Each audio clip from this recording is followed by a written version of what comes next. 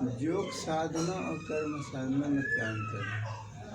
कर्म साधना जो है हर मानव जानता है कि हमें कर्म करना अनिवार्य है, लेकिन जब किसी भी काम को जब हम एक ही में अगर करते रहते हैं तो हमारे शरीर के अंदर कुछ न कुछ ऊर्जा का घटित होते रहता है, कुछ न कुछ परेशानी होने लगता है और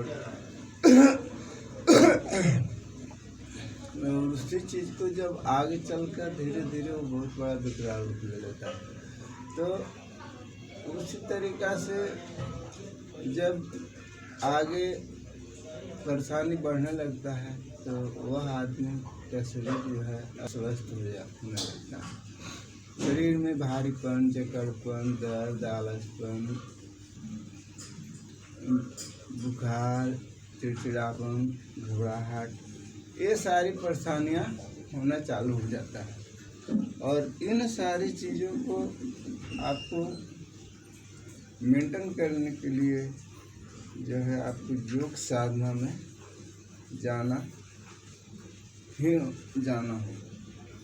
योग को एक दवा की तरह प्रयोग करो, दवा समझकर, और आपको कहीं जाने की ज़रूरत नहीं है।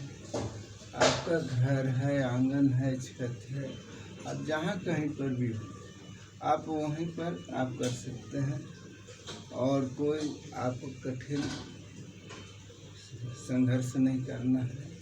बहुत सा आसान तरीके से दिखाया गया है, बताया गया है, दर्शाया जा रहा है।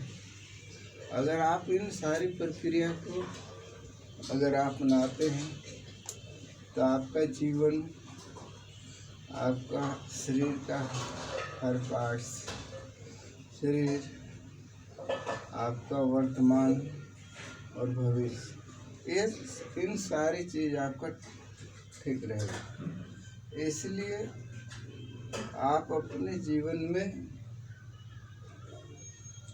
योग को अवश्य अपनाएं। आप सवेरे ज़्यादा नहीं, आपके पास जितना भी समय हो उतना समय को निकालकर कम से कम आधा घंटा, 1 घंटा इस प्रक्रिया को करें। और जब आप इस चीज़ को अगर करने लगते हैं तो आपका शरीर जो है बिल्कुल आपका फिट रहेगा।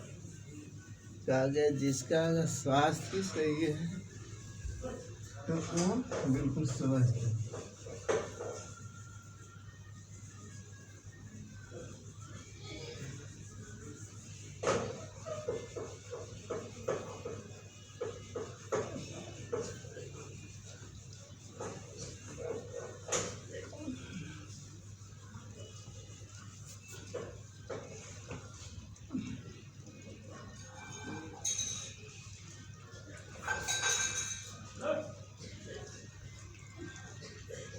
इसलिए आप जहाँ कहीं पर भी हो आप वहीं पर करिए। अपने सुबह उठो, क्रियाकर्म से निवृत्त होकर आप इन सारी प्रक्रिया को आप करें।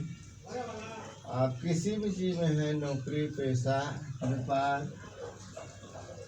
तो आप अपना समय निकाल कर आप आधा घंटा, 1 घंटा टाइम निकाल कर करें।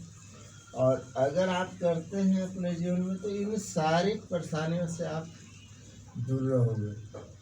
आपके शरीर के अंदर कोई परेशानी नहीं आएगी, न दर्द, न जकड़पन, न भारीपन, न आलसपन और न बीपी लो होना, यानी न घबराहट, न चिड़चिड़ापन। इन सारी परेशानियों से आप बिल्कुल मुक्त रहेंगे।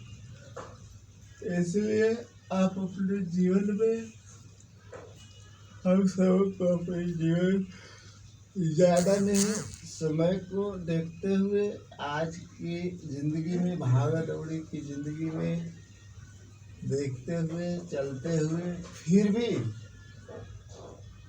हर मानव को यह सुझाव जाता है, सुझाव हमारे तरफ से जाता है कि कम से कम आधा घंटा 1 घंटा टाइम को अवश्य निकालें अपनी सेहत के लिए, अपनी ज़िंदगी के लिए।